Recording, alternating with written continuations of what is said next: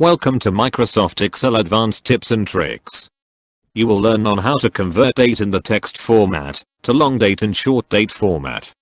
This text date format can be year, month, and date or vice versa. Regardless of the format, it can be converted into the date format.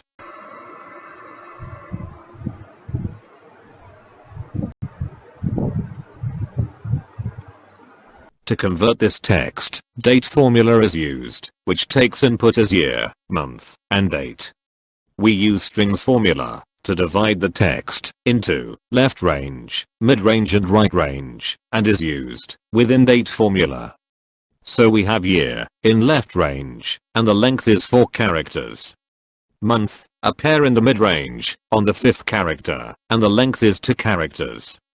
And day is on the right range, and the length is of 2 characters. This formula has successfully converted the text field into the date value.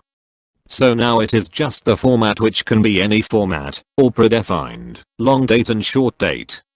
This learning series will start from basic formulas to complex data cleaning situations, so stay tuned.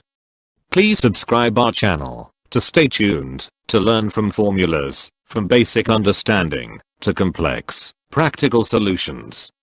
Thanks for watching.